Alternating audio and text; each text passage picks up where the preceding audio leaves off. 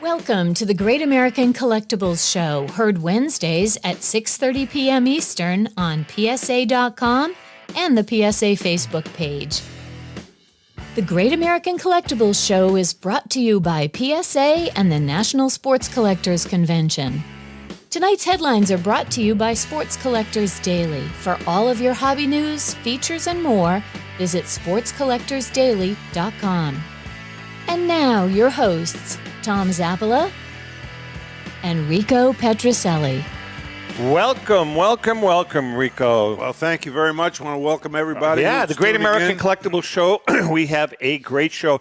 These are the guys that we've had on since we've been on. They're great. That's why. They get it, both of them. We've got John Taube from JT Sports. We got Brian Dwyer. We got Danny Wulkan coming on later on. What do they get? You said they get them. They get us. They understand what we're all about. Oh, okay. Sometimes you and I don't understand what we're all about. But anyway, but before we're going to bring in, we're bringing in both of them right now. Hi, guys. Right here. How you doing? Gentlemen, how are you today? Now, before we talk to Brian, our headline. Yes, I like to hear him. Spectacular find of 1930s Gaudi cards includes Lajoies, Ruths, and Garricks.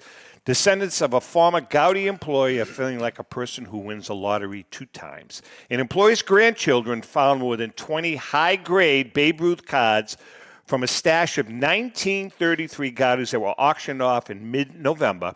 Recently, they struck gold again, Rick, stumbling into more than 150 Gaudis from 1933 and 34 in 2 plastic cases that were hidden in an upstairs attic in their grandfather's Massachusetts home. God.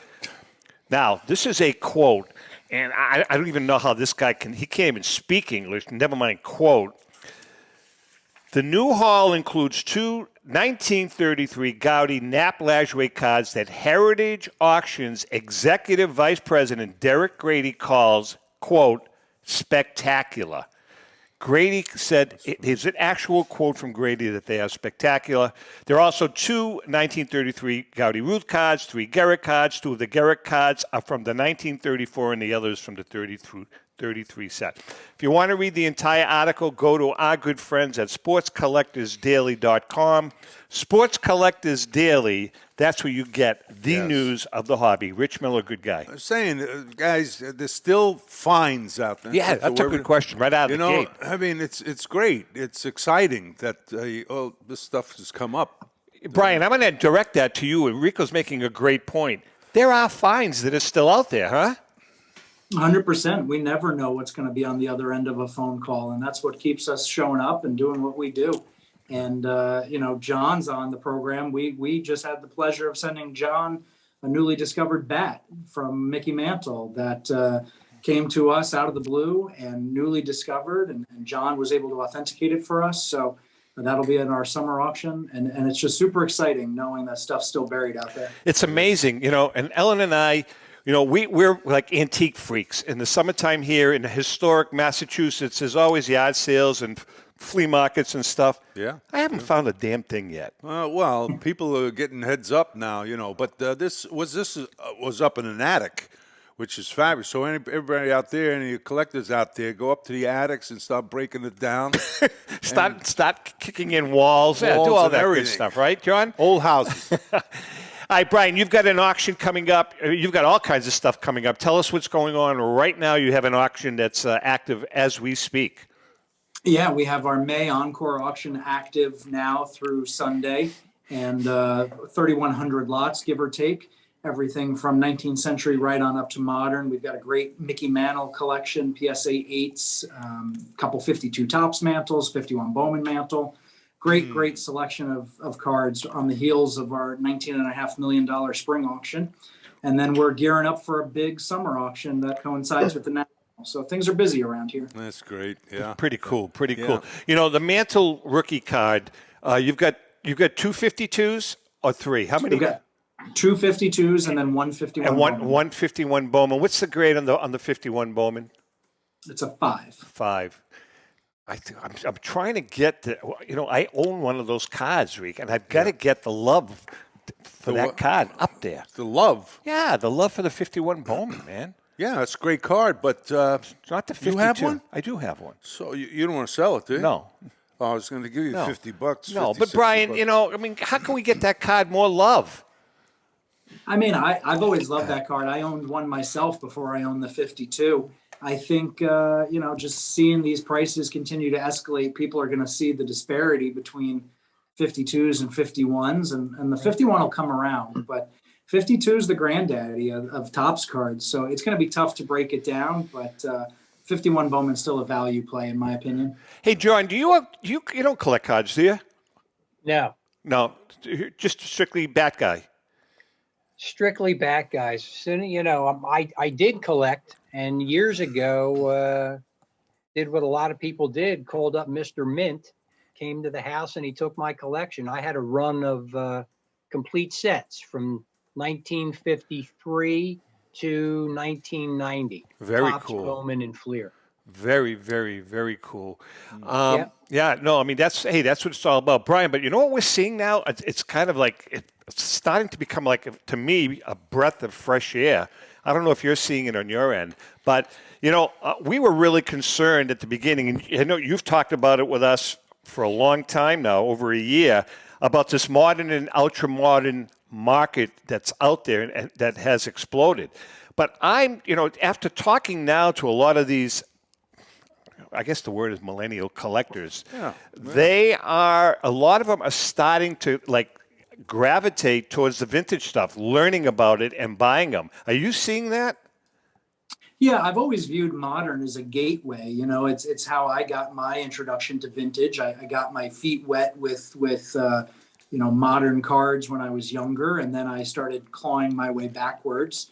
And I look at even some of my employees. I have several 20-somethings that work for me, and they came in with an interest in modern cards and box breaking, and now they're looking at these Mantles and Ruths and Gehrigs and saying, these are pretty cool. And for the same cost of a Bowman Chrome case, I could get a Babe Ruth card. And I'm seeing them add cards to their collection that when they started working here, they didn't even know existed. So I think Pretty modern's cool, huh? a gateway. Some people stay there, but I'm seeing people go backwards for sure. Well, I can see that. Once you get into and get to learn a little bit more about the market and the industry, that you'd say, what else is there? Right. Wow, look at these cards. And T206 is, of course, they're vintage, and I might own one someday. So you have 3,100 lots. So what are some of the other things? Sports, non-sports, history, a little of everything? Yeah, so this auction's heavy cards. We've got a great run of old Judges all the way up through some Anthony Volpe cards for the modern collectors. But we're breaking down a couple sets in this auction. We've got over 600 T206s. We've got broadleaf 460 backs, Carolina Brights backs, some rare backs there. Breaking down high grade Aaron collection. We've got a Johnson Cookies Aaron rookie in an 8, Jordan rookies, Jordan stickers in 9. We've got great unopened wax and packs. Really a really nice selection of cards. Came from a lot of different consigners this auction. So I think if you check it out, you'll find something for everyone. And what's your website, Bri? RobertEdwardAuctions.com. Now the auction ends Saturday or Sunday? And Sunday night. So you have to have your bids in by 9 p.m. Eastern on Sunday. Okay, so everybody, you've got 3-4 days left. Get your bids in. I've got some friends that have some cards in there. They're real excited about it. You always seem to get top dollar for whatever is put in there, so that's great. All right, Brian, thanks a lot, and good luck with the rest of the auction, and we'll talk to you down the road. Yep. All right, appreciate it, guys. Thanks very much. Take care, Brian Dwyer. Yeah, man. Okay, he's a good kid, huh, Brian? Brian's a good kid. Yeah. Really is. All right, listen, hey, before we talk to John, a lot of people have asked me, and this is the truth, about how they can get a hold of some of the books that Ellen and I have written. So the first book that we're offering right now is a book that was written by Ellen and I with Joe Orlando and our dear friend Rico Petrocelli. The name of the book is An All-Stars Cardboard Memories. And it's a great book. And the reason it's a good book is because, we had fun. You and I had fun putting this book together because Rico played with or against 56 Hall of Famers, and with two different generations, from Mickey Mantle and Willie Mays all the way up to Dennis Eckersley, George Brett, Rolly Fingers, and those guys. Yeah. So Jackson. So what we did was I sat down, Rico and I, on many different occasions in restaurants, in bars, just talking about, I say, Rick, tell me about Willie Mays, or tell me about Rolly Fingers. And then Joe Orlando would write about the cards. Yeah. And it was good. Real so good. right now we're offering this book. You can go on TomZappalaMedia.com, or you can go on Amazon. If you go on Tom Zappala Media, the book regularly retails for $30, and you can get it for $25 by going to TomZappalaMedia.com. It's kind of a fun read, and I think that if you don't have different, it, it's you'll a little enjoy it. different. And there's some great behind-the-scenes Rico stuff in there. So was check it out, TomZappalaMedia.com. All right, let's get to Mr. Taube. John, I went on your site, and you have a bunch of new arrivals. Why don't you tell us about some of the new arrivals you have? We've got a few. We're looking at. Now you're catching me by surprise. Yeah, he does that. See, Well, you let's put it this way: you have a bunch of new arrivals that I saw, and I mean, like a ton of them. So, from Well, we put up. They're current players. We put up some Longorias. I saw. Yeah, you've got a bunch of Longorias. Yeah, we got a bunch of Longorias. Where'd she There's play? a bunch of his bats available. I wish somebody would buy a few. Actually, he was a good ball player. Oh, even Longoria? Yeah. She was a good actress too. He was know she great, played. but He was a good player. Yeah. Also, I just to jump back for a minute, back to the Mantle bat that Brian was referring to. You're talking about fines. It was a 1964 World Series bat. Wow. And with Mickey, that was his last big year. He also, in that series, he sets the home run record. He eclipses Babe Ruth, and then establishes the World Series home run record. And forget postseason home runs, World Series home runs. Yeah. Nobody will ever break that record. Did he get that from a private consigner, John? I believe they did, yes. Yeah, Imagine private that. consigner. Yeah. And it was sent in for authentication, and we were happy to do the letter for it. Is it tougher to get bats as opposed to the cards? Any of the? I mean, rare. You're talking the rare cards. Yeah. Yeah. Yeah. Is it tough? I mean, does it take time? Do you get them in, or suggestions? People say, "Oh, here's a bat," either store bought but old. Yes. And they come to you, right? Well, we're constantly getting all of the above. Okay, Yeah. we're getting store bats, we're getting vintage bats. As a matter of fact, I just received an email this morning about a Louisville Slugger asking us if it's a pro bat from 1900. Wow. And back then there's no player names on the barrel. Right. Oh yeah. Unless you're coming up with something that is, very strong provenance or history, you really can't attribute it to anybody. John, what about store-bought bats, vintage store-bought bats? Like, for instance, a store-bought bat from 1930 with, a Babe Ruth bat from 1930, or a Cobb, or but store-bought. Are there value to those bats? Well, there are. If it's not and I'll, excuse the expression, but I'll call it an off-label. That might be a manufacturer that nobody can identify. Right. But if you get a Louisville Slugger, okay, from 40BR, which was the retail code for the Babe Ruth bat, Okay. and direct relation to what it's worth are the specs of the bat. Is it the same length that the player used? Is it the same weight? Mm-hmm. So if you get a 36-inch retail bat that weighs, and they did weigh this much in the in the era, 40 ounces, 41 ounces. That's right. Okay, Yeah. that bat is going to sell for several $1,000s. Really? Even if it's even if it's a retail model. Oh, wow. I didn't realize that. That's pretty cool. Yeah. Well, there's a lot of collectors. Obviously, if that's not a retail model, a pro model roof in today's market, that's $1 million bat. Right. Wow. Right. You And take So- you take crack bats also?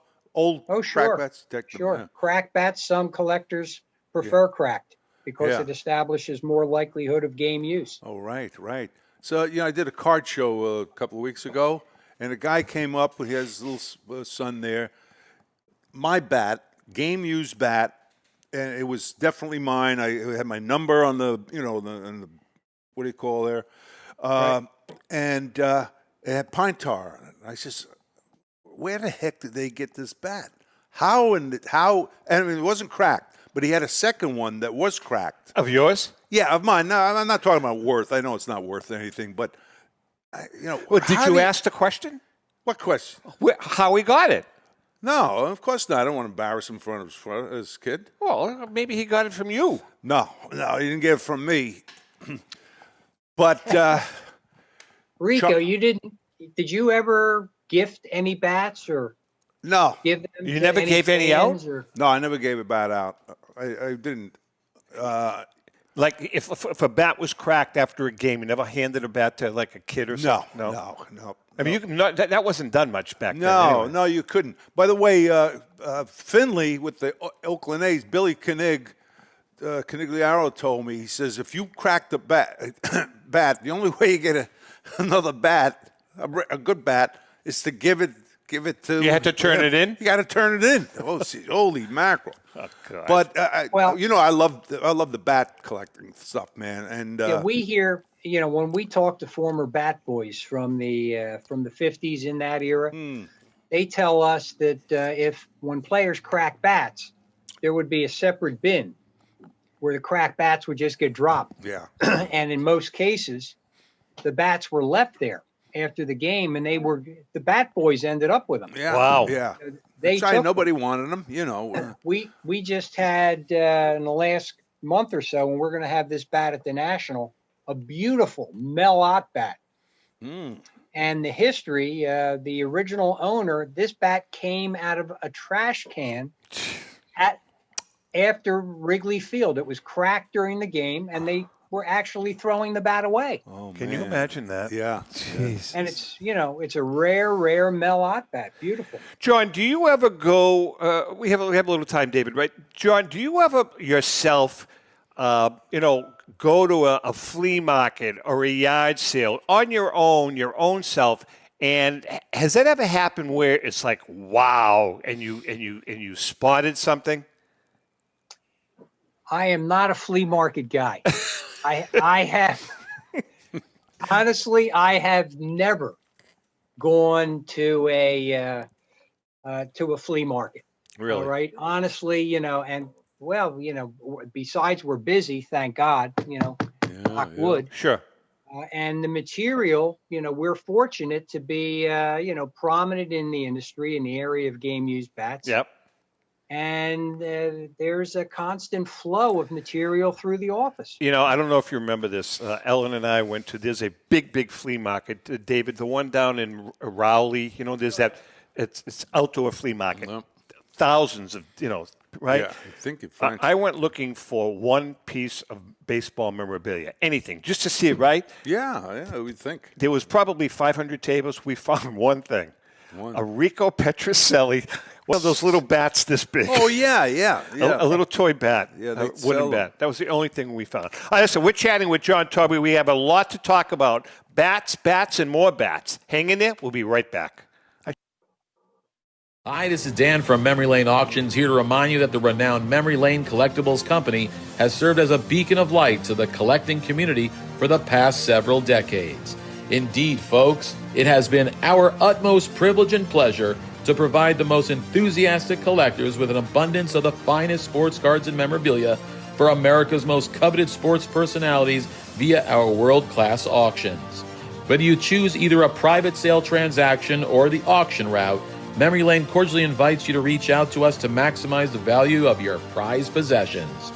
Also, it is not just sales that we pride ourselves on being the best of the rest.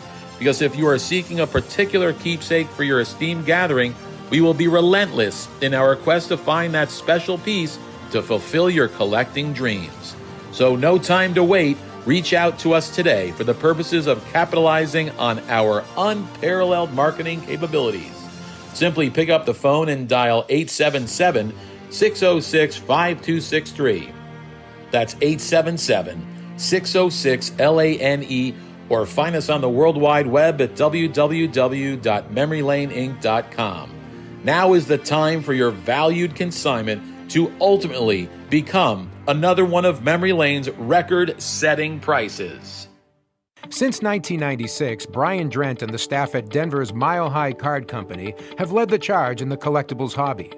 Mile High is a full-service dealer specializing in buying and selling cards and offers a competitive consignment program for all collectors. Whether it be their computerized want list service, appraisals, or auction services, Mile High has it all. If you've been searching for a company with a selection of high-grade vintage 1888 to 1970 baseball cards and memorabilia that shares your passion, aim high, mile high. Go to milehighcardco.com or call 303-840-2784 for more information. How would you like to own the bat that was used by your favorite player when he hit that towering home run or game-winning base hit? Now look no further than JT Sports, specializing in the sale and authentication of professional game-used bats. As the official authenticators of professional model game-used bats for PSA DNA, JT Sports will guarantee the authenticity of any bat purchased from them. JT Sports also buys and sells game-worn uniforms, gloves, and baseball equipment. The unique quality of the collectible is what JT Sports is all about. Give them a call at 609-487-8003 or check them out at GameUseBats.com.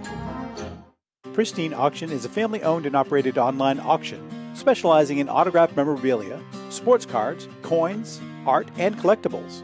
Since their founding in 2010, they've grown to 2 facilities in Phoenix, Arizona, totaling over 60,000 square feet. Jared Cavalier and an incredible staff of over 150 team members serve a very large customer base and enjoy every minute of it. By working with leading authentication companies, Pristine ensures all items are 100% authentic.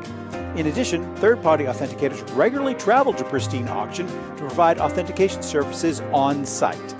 Pristine Auction strives to operate its business in a way that's honoring to God, their families, and their customers. With a strong focus on speed, quality, and premier customer service, their mission is to be the leading online auction for every level of collector and fan. Pristine also works for Hope Sports and Identity Hoops International, traveling to Mexico to build houses for the less fortunate.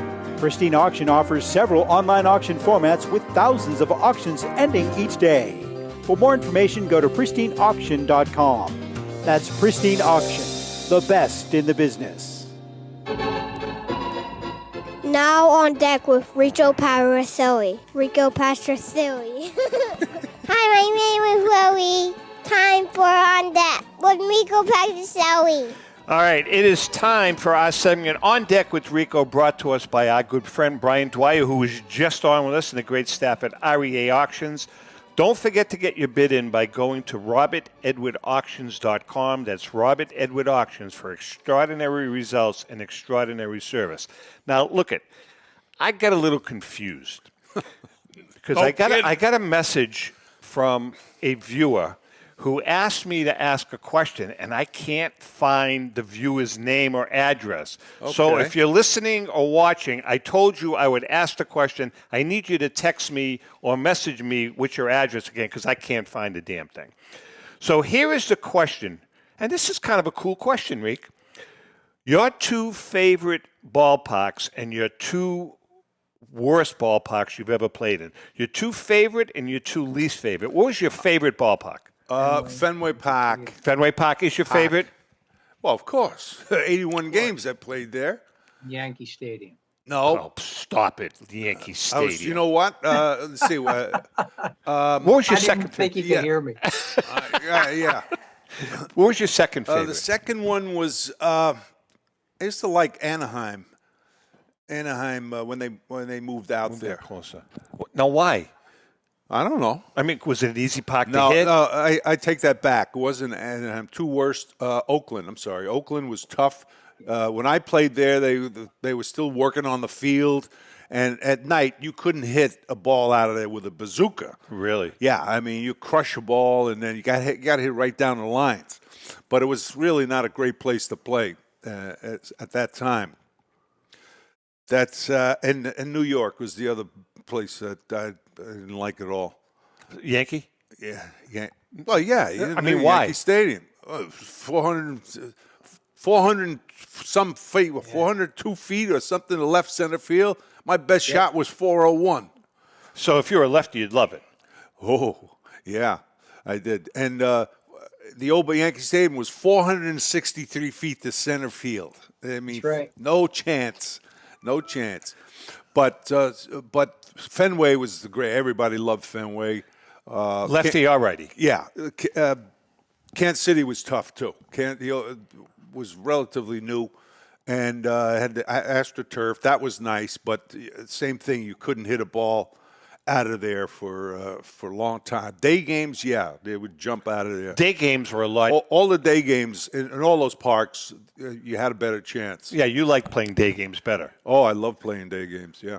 But should have signed with the Cubs, right? Oh, okay. Anyway, right. but Yankee Stadium was terrible. And, of course, I've had people I went to school with booing me, my family, my brothers. They were Yankee fans, so, you know. All right, listen, we're chatting with John Taube. Before we get back to John, we have decided, Rico, myself, JM, two producers, we have retired the Staten Island Joe ugly bag. And you know what we decided to do? You know, we've been on the air now for 6 years. This is our 6th year. And we've decided to go into the archives, and we are going to pick a viewer/listener every week, and we're going to start with the ones that have been the most loyal to us. So I know there are a lot of you out there that have been with us since day one. Just be patient, and you're going to get your little prize. So this week we are giving away a Great American Collectibles T-shirt. It's nice, yeah. This was manufactured by the Petrocelli Marketing Group? You're always getting a piece of the action. I'm not. You're always My getting son, a piece of the action. I used to own it. So this is a Great American Collectibles T-shirt, and the first winner of this T-shirt, and trust me, there's about 10 guys that we could have easily picked, but he's special to my heart because he's got a little Italian blood into you. Our good friend Ray Fonio from Philadelphia. Ray's a good kid. He's been very loyal from day one. So Ray, you know what you have to do. You know the routine. Email us, text us. Time out. What about the other people? They're going to get one as time goes on. I just told you. No, you said all the people that are loyal to you. What if all the people that are loyal are first in line. Oh, first in line. Well, how do people that aren't loyal? Well, we're looking at the analytics of who watches us the most. Oh, do you get the yes? Get that down? Oh, okay. That's I don't think that's we're going back into democratic. The archives. We're going back, and this is they're going to dictatorship. Buy the shirt? Or no. Okay. As a matter of fact, if Petrocelli Marketing lowered their prices a little bit, you know what I mean? How he is, you know, John. You just said one to John. John, you got one. Would you like one? I would love to have. We're going to bring it. We'll bring it to the National for you. Do you want the one with the collar, or do you want the T-shirt? Has to have with the collar. Black or gray? Black. You got it. One black. He'll forget. What size? Large? Large is fine. Okay. John gets one. We'll bring one. See, down that's nice. Well, we're going to bring a bunch anyway. All right, Rico, you had a question. Yeah, John, I didn't realize you did some stuff for PSA, bats and gloves also. Yeah, we do gloves, yes. Yeah, you authenticate them for them? What do you do? Well, what we do, myself and renowned glove expert Denny Eskin. Okay. Ah, okay. Okay, Yeah. Denny is the glove guy. He is the glove guy. We've been doing gloves probably the last 10 years or so. So a Petrocelli, did you use the same glove your whole career? Well, no, I had a glove for shortstop. Your shortstop glove. Yeah, same glove, and then third base, an A2000 Wilson. Do you still have both of them? Yeah. Can I have one? No. Just thought I'd ask. Not a worth anything. Just Rico, out of curiosity, how many gloves did you use during your career? Well, actually, two probably, because the shortstop glove, the webbing was just the leather strings at first. Then they made a whole web, regular web. So they broke once in a while, and so I had to get another one, but the same model. It was a Spalding. Spalding. How many badge. did you go through?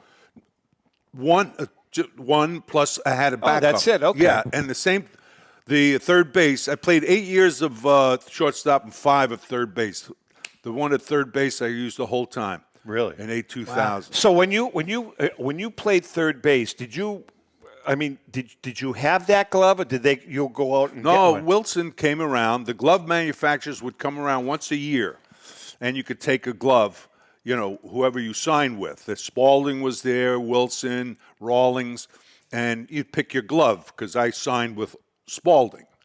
And I got the doors from the stereo from them. From them too, Yeah, right? that was good. All right, so John, I'm going to ask you guys both this question. Sure. John, from your perspective, and Rico from yours. How do you break in? I mean, is a glove more valuable, John, the more it's broken in? A gamer. It's old, right? Well, as with most game-used material, used is the key word. And collectors, they like to see a glove with, a fair amount of use, well broken in, and nice and soft. And they're just, you can hear just by Rico telling us he used one glove at third base for 8 years. Yeah, that's kind of cool, Rico. You can appreciate just how rare game-used gloves are. Yeah, that's a great point. Brooks Robinson, you probably know. 23 years? Same glove? Yeah. Same glove. So let me ask you this I question. could get that. How did there's a lot of viewers out there that have kids that play Little League, Legion. What's the proper way to break a glove in? Oh, good. Don't use glove oil. Do not use glove oil. We used to use, what's the name? Foamy. What is it? Shaving cream? No way. Yeah. Put all the shaving cream. It's got lanolin in it. It softens the leather. Now, were you aware of this, John? Wait a minute. I'm talking about honestly, both of you. yeah. Oh, I mean, not only in the pros, I used to use shaving cream. When I played independent, we would soften it up. We'd wrap it up with rubber bands, put a ball in there or two, and One other way too. Now I don't know if the leather changed, but we had the whirlpool there, warm water. We soak it in that and do the same thing, and put a ball in there, and overnight, next day is great. Really? Yeah, just soak it in the water. Don't be afraid. Well, you see, and now when you go to the sporting goods store, they steam them for you. When you buy them, they have a steam machine. No kidding. I didn't know that. Oh, yeah. When you buy the glove, they soften it right there. They steam it and give it to you before you take it home. Really smart. Really. Hey. That's really. John, do you work with like the Hall of Fame or MLB when it comes to bats, and maybe consulting with them, giving them advice? Well, we have spoken. We don't do a lot of work with either concern with MLB or the Hall of Fame. The Hall of Fame, I've been through there, and I know they have their own authentication arm, if you will. And MLB is, is same thing. They have a legion of authenticators right in the clubhouses all over the country. And, they're stickering and, they're authenticating. You've seen it, the MLB logo that appears. Yeah. So we do work, in conjunction with them, but not a great deal. I wish we could do more, especially with the Hall of Fame. Oh, that would be great. But MLB, their merchandising department friend of mine came up with a home plate, and he put on put on there the miles from where that person lived to the Hall of Fame, 250 miles. And it was there was other stuff on it too. So he says, "You think you can call?" I called Major League Baseball the merchandising. Nothing. Oh, are you kidding me? Well, we don't do those things, you know. You're gonna have to go through this, and you gotta pay a little bit of money and all that to get. Oh, I'm sure. And that was it. Yeah. Now, they're very independent. Yeah. I'm sure that's the case. You know, there are so many different bat manufacturers out today, and it seems as though some of the new players, you know, we've used the term in the card industry, manufactured rarities. Some of the bats that are used today by some of the modern young players are so scarce because don't they control the manufacturing of that bat, John? Like a Mookie Betts or a Tatis, any one of those guys. Do they actually have a say into how many bats are going to be manufactured and who has those bats? Well, you know, believe it or not, I had asked this same question to the bat manufacturers. I was under the impression, especially, you know, if you want to call it the modern era, you know, today, that a lot of the players purchase their own bats, especially the players who are selling them when you see them in the marketplace. However, that's not the case.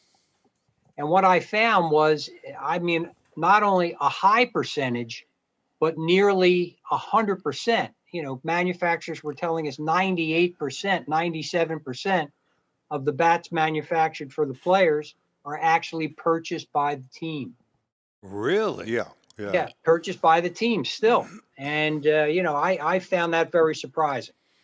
Yeah. But, you know, there's so many. I mean, I got a new manufacturer this week. First time I've seen one, a tater bat. Hey, George Scott.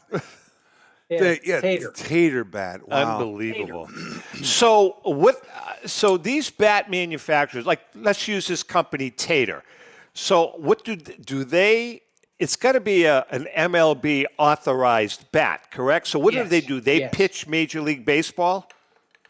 Well, they get approval from MLB. Yeah, anything that they want to sell on a professional level has to be approved. And that's either the material, the finish, the process, the colors. The species of wood, all of that. Exactly. All of that needs to be approved by MLB. When you played, was it just H&B, Louisville Slugger? And then Adirondack came on the scene, and they were competing. But Bill Lee, Spaceman, terrific pitcher, still playing ball somewhere. I saw him. He came up with a bat, and it was part wood and part something else. I mean, you know, what do they call them? And he tried to get it in there. If you can get a player to use the bat, then it makes it easier. And let's say a guy uses the bat, and has some success, it's a good bat, and somebody else uses it on a team, a couple of other guys, that helps MLB to okay the bat. Yeah, but they can't use it. They have to use it in an exhibition game. Spring training, because they break bats, you know. Oh, plus it has to be approved. Yeah. But this was a pretty good bat. Yeah, a couple manufacturers have done that. In the 60s, Louisville Slugger, they called them spline bats, S-P-L-I-N-E. Yeah. They made them up, and they were infused with, it was ash as the basic wood. Yeah. And then the barrel area was infused with hickory. Wow. Or, maple, and they were trying it to harden the contact area. Yeah. Hoosier also did that around the year 2000, and they called it the Force 2000. Uh-huh. And what happened? It didn't catch on?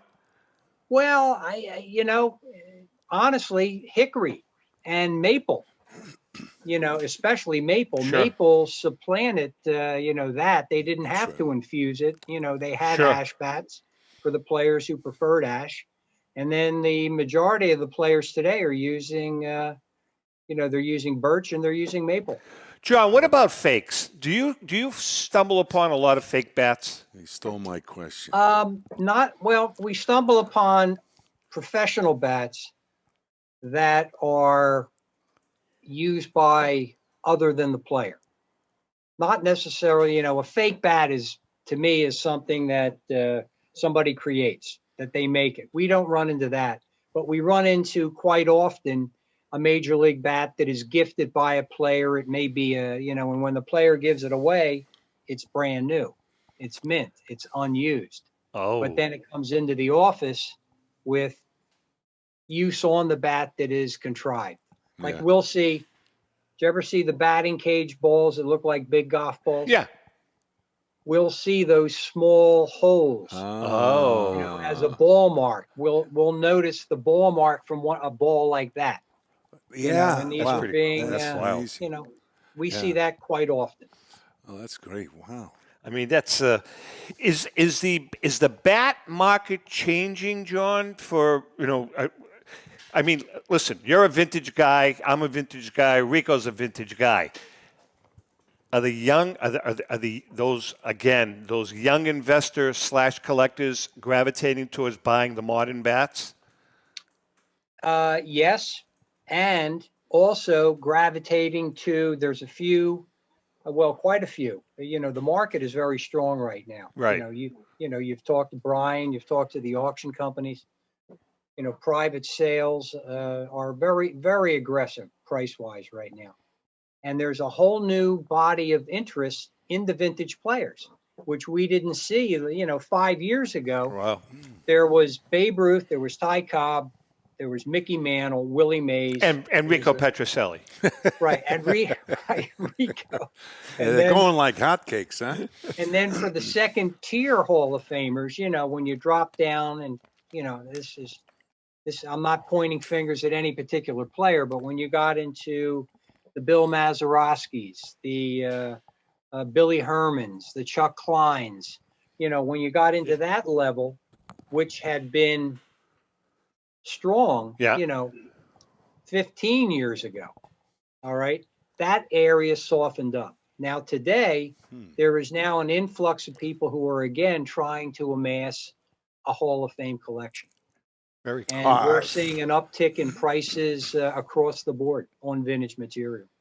Very cool. Especially when the guy makes the Hall of Fame, I would think Exactly. value goes up. Exactly. All right, John, we got about a minute left. Your website address? GameUsedBats.com. Now, if you have a game used bat, you need to get it authenticated. There's only one place to go, and that's John. Absolutely. But go on to, some of your prices are really, really, really reasonable. I kind of went through your whole inventory online. You've got some really good prices, John. You mentioned the new arrivals. So I jumped away from that, but we have several nice bats of Schmidt. Rico, you should take a look at the Wade Boggs that we put up recently. It's beautiful. I saw that. One of the great hitters. Yeah, he was a great hitter. GU10. Yeah. And also, before we go, I just wanted to let everybody know that we're going to be out at PSA headquarters in Orange County next week. We'll be doing on-site submissions. Oh, very cool. Game-used bats. Nice. And we'll be there Monday, Tuesday, and Wednesday of next week. So we're looking forward to seeing our friends on the West Coast. And you'll also be at the National. He got it again, my question. But here's what we're going to do. If for our viewers out there, if you purchase anybody that purchased an Evan Longoria bat, John is going to let us know, and we are going to send you whatever his name is. We are going to send you a Great American Collectibles polo shirt to go with it. That's nice. All you have to do is buy it from John. John will let us know where your address is, and we'll get one in the mail to you. John, we'll see you at the National, and you're buying.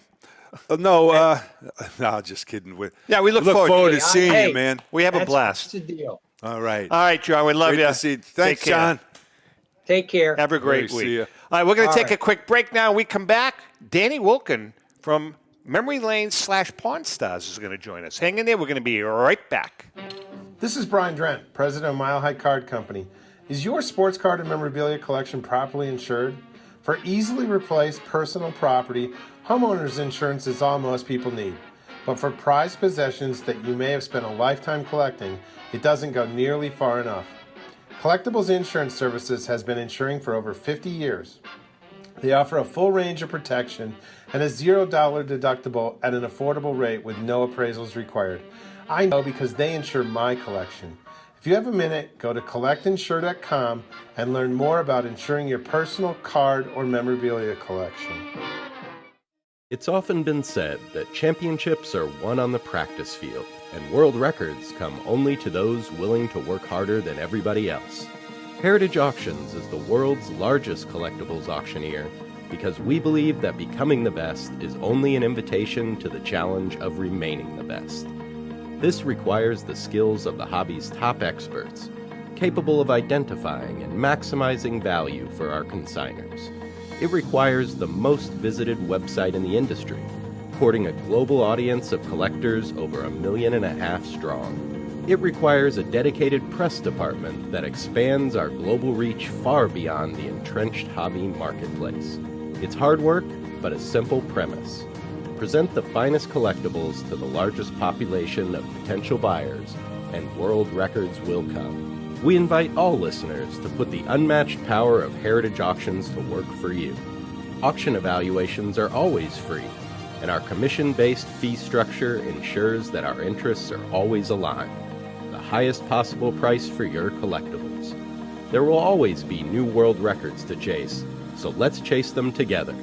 Visit our website at ha.com and request your no-obligation review today. Hi, this is Dan from Memory Lane Auctions, here to remind you that the renowned Memory Lane Collectibles Company has served as a beacon of light to the collecting community for the past several decades. Indeed, folks, it has been our utmost privilege and pleasure to provide the most enthusiastic collectors with an abundance of the finest sports cards and memorabilia for America's most coveted sports personalities via our world-class auctions. Whether you choose either a private sale transaction or the auction route, Memory Lane cordially invites you to reach out to us to maximize the value of your prized possessions.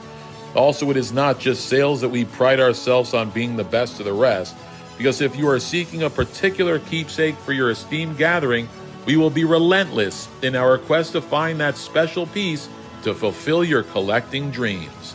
So no time to wait. Reach out to us today for the purposes of capitalizing on our unparalleled marketing capabilities. Simply pick up the phone and dial 877-606-5263. That's 877-606-LANE, or find us on the World Wide Web at www.memorylaneinc.com. Now is the time for your valued consignment to ultimately become another one of Memory Lane's record-setting prices. Pristine Auction is a family-owned and operated online auction specializing in autographed memorabilia, sports cards, coins, art, and collectibles. Since their founding in 2010, they've grown to 2 facilities in Phoenix, Arizona, totaling over 60,000 square feet. Jared Cavalier and an incredible staff of over 150 team members serve a very large customer base and enjoy every minute of it. By working with leading authentication companies, Pristine ensures all items are 100% authentic. In addition, third-party authenticators regularly travel to Pristine Auction to provide authentication services on site. Pristine Auction strives to operate its business in a way that's honoring to God, their families, and their customers.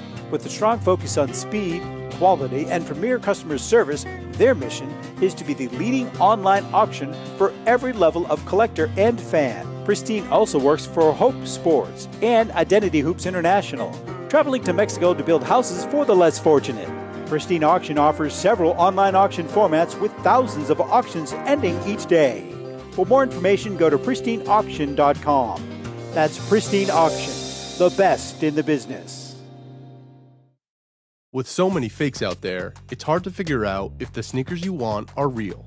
But when you buy eligible sneakers on eBay, you can be confident they're genuine because every pair goes through a meticulous authentication process. Introducing eBay Authenticity Guarantee. First, the sneakers you've purchased are inspected by a team of professional authenticators who carefully examine the shoes, including color, pattern, logos, and materials. Then they're measured and compared to the eBay listing to make sure they match. Even the laces, accessories, and box are checked. Once your sneakers are verified, they receive an authenticity tag, and every tag is NFC enabled so you can see the detailed specs. eBay Authenticity Guarantee. No fakes, no fraud, no doubt. eBay read after the second commercial break. Oh, my God almighty. You said to read it, They're didn't not you? supposed to do it like that. Come on, they got to know where it goes in the God place. Well, almighty. folks, you know that eBay is the place to go for all of your sports memorabilia, sports or non-sports cards, autographs, and much more. Whether it's a gift for that special someone or you want to just add to your collection, eBay's huge marketplace should be your first stop. And if you sell, now's the time to flip your cards and get some extra cash for gas. I shop on eBay all the time. That's eBay, connecting buyers and sellers globally. All right. We are bringing in an old friend of the show. He has not been with us for a while. No, he looks old. He looks about 90. But no, he's a great guy. Danny Wulkan from Memory Lane. Memory Lane, formerly of Pawn Stars, formerly of Pawn Stars. How long were you on Pawn Stars for, Dan? I was on the show for about 5 years, did about 50 episodes, and had a great time with it. We've just been so busy at the office that I decided instead of flying back and forth, it was time to leave on top. Do you keep in touch with Rick? Not really. No? Not really. Those guys are busy. We're busy. And, the guy that replaced me was Dave Kohler of SCP. I know Dave. Wait to see him. Yeah. So he hasn't been on yet, has he? I don't think so. Dave's a great guy. Yeah, we've had Dave on. We've had Dave on a few times. When you were there, if somebody came up with an item and you okayed it, did you write him a check right there, or how did that work?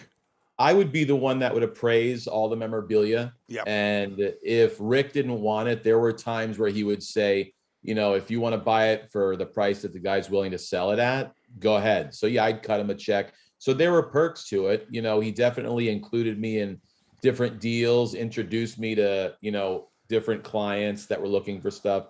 So in essence, it's none of the experts get paid. They don't get paid, and they primarily get the exposure.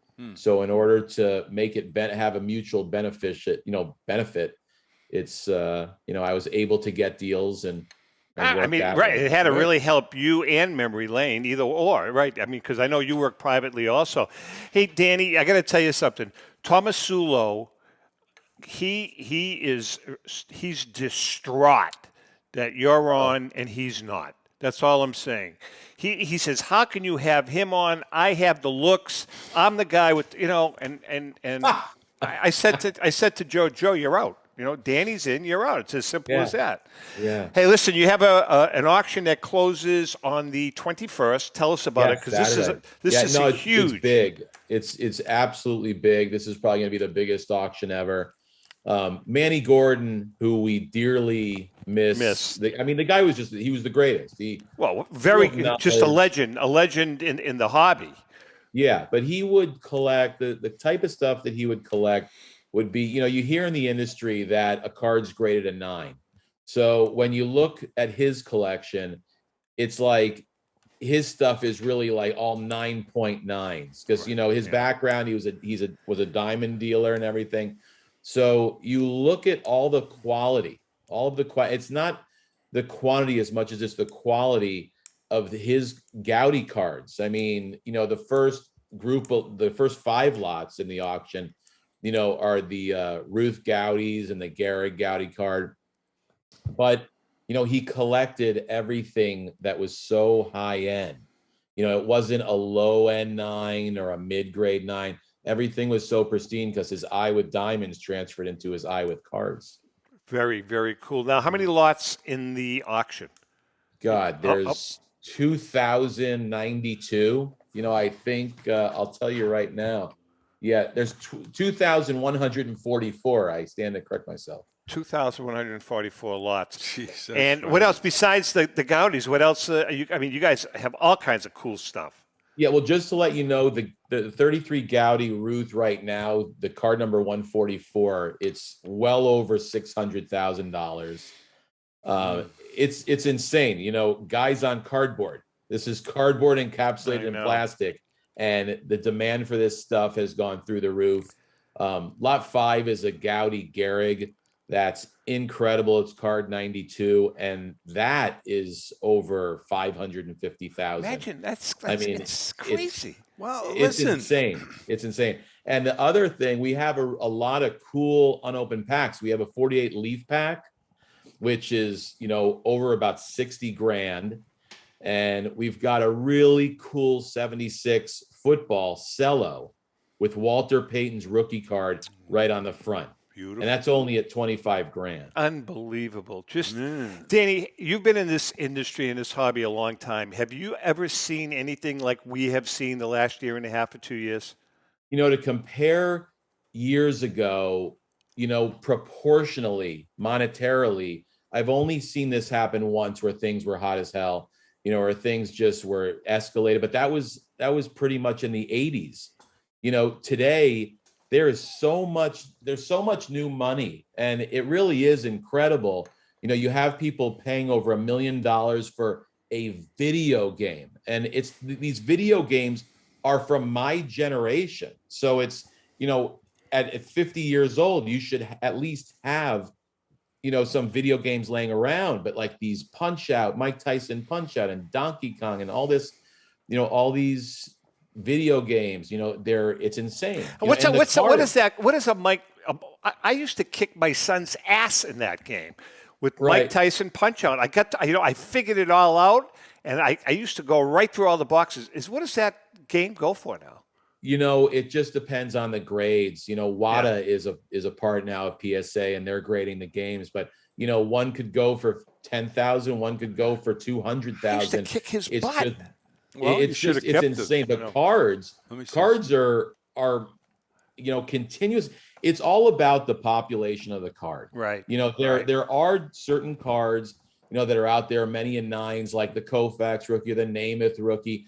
Things like that are starting to kind of come down a little bit, but it's the pop ones, the pop twos that, people, they race on the set registry that PSA's, been so successful at creating, and everybody they're fighting for that number one spot. It's competition. And if there's only two and there are 30 sets on the PSA set registry, they want the best of the best. It's just like this Ruth Gaudi, that there's only one graded higher. So it's going to go for well over 7 figures. But you mentioned before about the value going up. I mean, cards, financial people are recommending you buy gold, to offset. And I think the same thing holds true with. That's a good point. With the cards, the value is going to stay up, keep high, maybe go higher.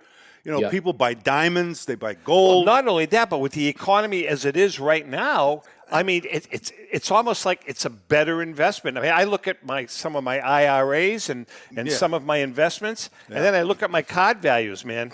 Well, I think it's because it's an emotional thing, It's something you want. Somebody, no matter what. This is my guy. Hank Aaron, Mickey, or whatever. Yeah, and that's what I see. Yeah, I see happening. You're 100% right. They'd rather not pay their mortgage and buy a card. And we definitely laugh at it, but it's true that they'd rather be behind on their bills because they need that Koufax to fill their Koufax run. But I'm telling you, there's a guy in Colorado that bids really heavy in our auction. And he just referred a friend of his who's in the financial, sector. And he called me yesterday and said that he's ready. He's very green at it. He's new, but he's been following his friend and what he's been buying. And he's ready to pour a lot of money into cards. And you just have to be careful because let me tell you, I had a customer that gave me the marching orders to go and find 50 Luka Doncic rookie cards. Yep. The Panini, the base card. So they were about a year and a half ago, they were going for $1,800 to $2,000. I said, just wait till they come down. There are too many. He said, no, I want you to get them. I probably spent about $85,000, $90,000 to pick up 50 of those for him. I can get the same 50 today for about $17,000. And he said, what happened? And I said, I told you to wait because every day There are more and more 10s coming out. There are almost 20,000 PSA 10s. I totally agree with you on that. You got to be real careful, especially with the modern and ultra modern. Absolutely. And the pump and dump. The pump, like you can't trust all these influencers, all these YouTubers. You got to be careful. I am so on the same page with you, Dan. Their stock is going up. Their collection, and then they dump it, and your life savings for a guy who took a $400,000 loan against his house. Now his stuff's worth $100,000, and he's way upside down in the house, and he's got a family to feed. Danny, what's your website address?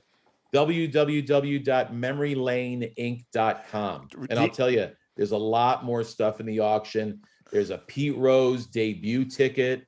There's an 84-85 Star Jordan. There's a really cool signed baseball, the 1920 New York Giants with Mathewson, which is amazing. Listen, we're cut for time, but I'm telling you right now, I'm tracking that ball. Thomas Sulo is on me because I'm working on a collection of baseballs, and I am tracking that ball. I've discussed it with my son. I said, I think I'm going to put an offer in. Stay with it. All right, Dan, listen. See you at the auction. We'll see you at the National, number one. And number two, everybody at the National. We're going to get you back as a guest host with Rico and I. We'd love to have you guest host with us. I love that. I really appreciate it. I miss you guys, and that set is insane. I know. It was a little room, and now you're on CNBC. Yeah, no, it's a beautiful studio. We're real happy. Yeah. It's beautiful. All right. Listen, say hi to JP, say hi to Joe and the gang over there, and we'll see you at the National. Take care. Great to see you guys. Take care. Dan Wulkan from Memory Lane. Good guy. All right, listen, we're about done. Quick CSA. Yeah, CSA shows proud to present the Chantilly Show being held on June 24th to 26th. Slow down. Held at the Dulles Expo Center in Chantilly, Virginia, just minutes from the Dulles International Airport. They're celebrating over 25 years at the same location. There'll be over 300 dealer tables exhibiting on over 100,000 square feet of space. Big. With both vintage sports cards and memorabilia as well as modern-day sports treasures, you won't have to look very far for that special card, bat, ball, or autograph. Major auction houses and third-party grading companies will be on site to assist you with your collecting and authentication needs. You said it right. Some of the greatest players to ever grace the gridiron will be on hand, including Mel Blanc, Chris Carter, Marshall Faulk, Doug Flutie, Mean Joe Green, Richard Seymour, and many, many more. For more information, go to That's the Chantilly Show, where you can find all of your sports collectible treasures. CSA shows. Holy jeez. Good job. You okay? I have an heart attack. All right. You're all right. All right, listen, guys, great show. Nice job producing. Rick. Yeah, nice to see you. See you in a couple of weeks if I'm still around. But You're around. And with that being said, we love you guys. Thanks for all your support. And with that being said, happy collecting.